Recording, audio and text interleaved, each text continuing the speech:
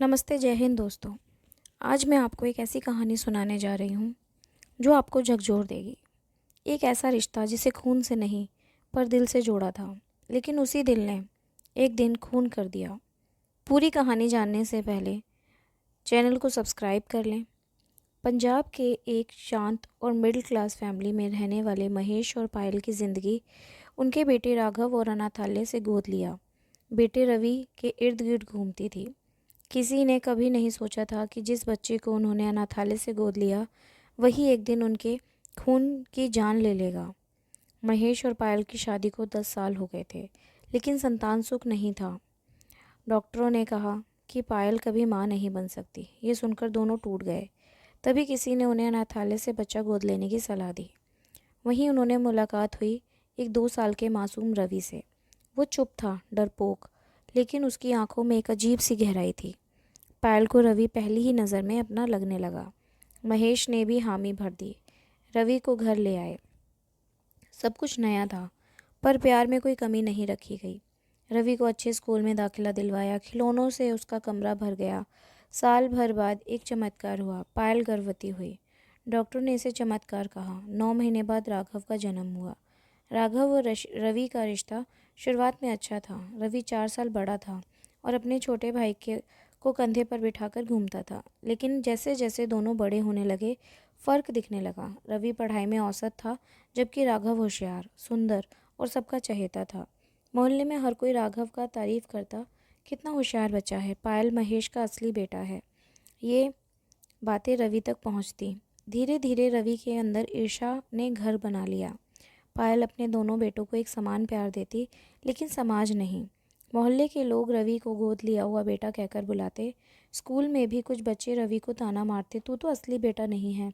महेश ने रवि के लिए कंप्यूटर कोर्स करवाया ताकि वह कुछ अच्छा कर सके, पर रवि का मन भटकने लगा।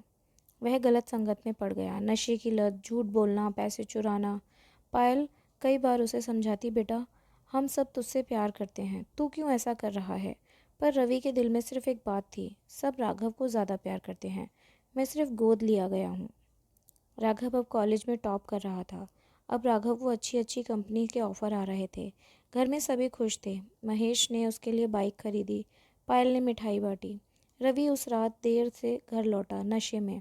उसने देखा कि पूरा घर राघव की सफलता का जश्न मना रहा है, लेकिन किसी ने उसे फ़ोन भी नहीं किया। उसने पायल से कहा, आज भी तुम लोग उसी राघव को ज़्यादा प्यार करते हो ना? मैं तो बस एक बोझ हूँ इस घर पर। पायल ने उसे गले लगाना चाहा, पर उसने हाथ झटक दिया। मत छुओ मुझे, मैं जानता हूँ मैं इस घर का हिस्सा नहीं हूँ। उस रात रवि बहुत देर तक अपने कमरे में बंद रहा। एक ठंडी दिसंबर की रात थी। राघव अपने दोस्तों के साथ पार्टी के लिए देर रात लौटा। बाइक बाहर खड़ी की और जैसे ही घर का दरवाज़ा खोला, रवि वहाँ खड़ा था, हाथ में लोहे का रॉड। भाई तुम जाग रहे हो? राघव ने कहा। हाँ, तुम्हारा इंतज़ार कर रहा था, रवि ने ठंडी आवाज़ में कहा। क्यों, सब ठीक तो है? नहीं, अब कुछ ठीक नहीं रहेगा। और अगले ही पल रवि ने रॉड से राघव के सिर पर वार कर दिया। राघव चीखा, लेकिन आसपास किसी ने नहीं सुना। फिर एक और वार, जब तक कि राघव ने दम नहीं तोड़ दिया। सुबह पायल ने देखा राघव का खून में लथपथ शरीर बिछे हुए कारपेट पर पड़ गया था। उसकी चीख ने पूरा मोहल्ला गूंज उठा। महेश बदहवास हो गया। पुलिस आई, शव का पोस्टमार्टम के लिए भेजा गया। पूरे घर में सन्नाटा छा गया। पुलिस को सीसीटीवी कैमरे की फुटेज में रवि दिखाई दिया, खून से सना हुआ रॉड लेकर भागता हुआ। पुलिस ने रवि को गिरफ्तार कर लिया। पायल और महेश के लिए ये दूसरा झटका था। जिसे हमने अपने बेटे की तरह पाला, उसने ही हमारे असली बेटे को मार डाला। रवि ने पूछताछ में कहा, मुझे हमेशा लगता था कि मैं पराया हूँ। राघव ने मुझसे सब कुछ छीन लिया। मैं नहीं चाहता था कि वो मुझसे बेहतर हो। रवि को उम्र कैद की सज़ा हुई। कोर्टरूम में जब फैसला सुनाया गया, पायल की आंखों में आंसू नहीं बहे, वो बस चुप रही। महेश ने रवि को एक बार जेल में मिलने की कोशिश की, लेकिन पायल नहीं गई। रवि ने मिलने पर कहा, माँ मुझे माफ़ कर दो। पायल ने कहा, जिस दिन तूने राघव को मारा उसी दिन तू भी मेरे लिए मर गया। सालों बीत गए। महेश और पायल अब अकेले हैं।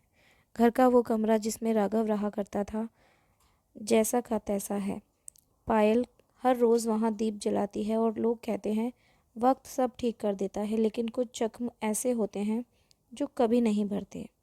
एक दिन पायल ने अपनी डायरी में लिखा, मैंने जिसे अपने गर्भ से नहीं पर दिल से जाना था, उसी ने मेरी कोख की हत्या कर दी। शायद माँ बनने के लिए सिर्फ जानना ही काफ़ी नहीं होता। प्यार और विश्वास का जवाब अगर खून से मिले तो मातृत्व ही शर्मिंदा हो जाता है।